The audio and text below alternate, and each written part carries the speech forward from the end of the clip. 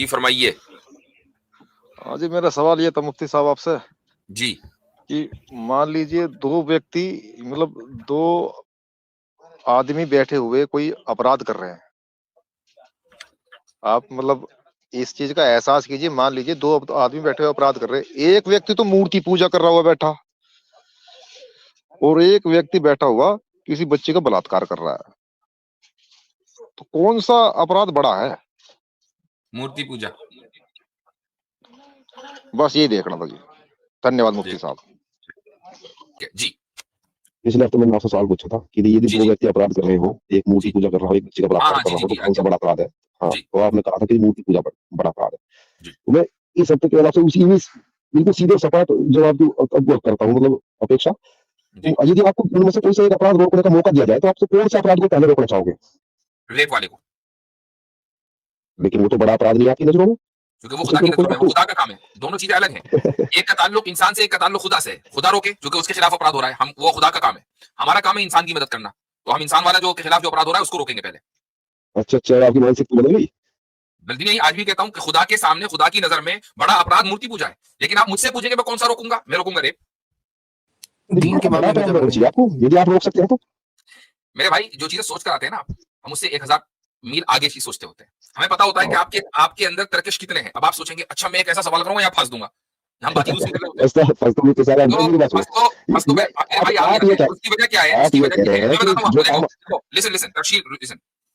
आपने कहा कि मैं आपसे अपेक्षा करूंगा कि आप उसी हाँ या ना में जवाब दें। मैंने उसी हाँ या ना में जवाब दिया। मानसिकता आज भी नहीं बदली है। आज भी मैं उसी सवाल पर उसी जवाब पर कायम हूं जो मैंने पिछले हफ्ते दिया था। और वही असल है कि दो अगर अपराध हैं, लेकिन ये देखा जाएगा कि रेफरेंस पॉइंट कौन सा है। मैं आपको समझा रहा हूं, डिबेट नहीं कर रहा हूं। रेफरेंस पॉइंट क्या है? रेफरेंस पॉइंट इंसान है कि रेफरेंस पॉइंट खुदा है? अगर रेफरेंस पॉइंट खुदा है तो खुदा की नजर में जो शिर्क है वो सबसे बड़ा गुनाह है, और जो रेप है वो उसके बाद आएगा। जो सबसे बड़ा गुनाह है क्योंकि खुदा की नजर में है, तो खुदा जाने कि वो किस तरीके से उसकी सजा देगा। वो इंसान के इख्तियार में नहीं है। हमारे इख्तियार में क्या है? लॉ एंड ऑर्डर मेंटेन करना।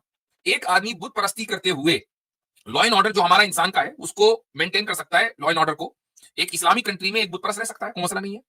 खुदा जाने वो खुदा के हुकूक का वायलेशन कर रहा है। अब हमारा काम क्या है कि जो इंसान के जो वायलेशन हो रहे हैं उसके राइट्स के, हम वो ना होने दें, हम उसको कंट्रोल करें। हमने हुकूकुल इबाद और हुकूकुल्लाह के कॉन्सेप्ट को समझे बगैर हम ये फैसला नहीं कर सकते कि हम क्या करेंगे। हमारा काम हुकूकुल इबाद के ताल्लुक से लॉ एंड ऑर्डर को मेंटेन करना है, हुकूकुल्लाह के ताल्लुक से लॉ एंड ऑर्डर अल्लाह ताला मेंटेन करेगा। समझ में आना अहम है। मानो ना मानो वो आपका काम है। अब बोले आप जी। मैं कह रहा आपको अथॉरिटी दे देगी ये आपको यदि रोकना चाहो तो आपको बड़ा अपराध रोकना चाहिए, छोटा अपराध क्यों रोक रहे हो? मुझे अथॉरिटी नहीं दी जा सकती ना। यानी मैं जो ताल्लुक, जिस जुर्म का ताल्लुक मुझसे नहीं, लिसन, जिस जुर्म का ताल्लुक मुझसे नहीं है उसकी अथॉरिटी भी मुझे नहीं मिलेगी। जिस जुर्म का ताल्लुक मुझसे है यानी इंसान से, उसी की अथॉरिटी मुझे मिलेगी। मसलन आप ये कहें कि क्या अगर आपको जहन्नम की अथॉरिटी दे दी जाए, भाई जन्नत तो जहन्नम की अथॉरिटी मुझे दी नहीं जा सकती, इसका ताल्लुक खुदा से है, मुझे कैसे मिल जाएगी अथॉरिटी? आप सवाल जो पॉसिबल हो। तो पिछले हफ्ते जब मैंने आपसे सवाल पूछा था तो आपसे ये नहीं पूछा था कि अल्लाह की नजर में कौन बड़ा, मैंने पूछा था कि कौन सा अपराध बड़ा है, तो आपने झट से ये कह दिया था कि अपराध ये बड़ा है जिसमें जो है मूर्ति पूजा करी जा रही। आपने चूंकि पूछा नहीं तो मैंने अपने एतबार से जवाब दिया। अल्लाह की नजर में वो अपराध बड़ा है। जैसा आपने सवाल किया पिछले हफ्ते, जैसा आपने सवाल किया वैसा मैंने जवाब दिया। और एक चीज मैं आपको और बता दूं, आप जब चले गए थे ना, आप तो एकदम कहले हाँ जी बहुत अच्छा, कट से गायब। उसके बाद मैंने उसकी वजाहत भी की थी।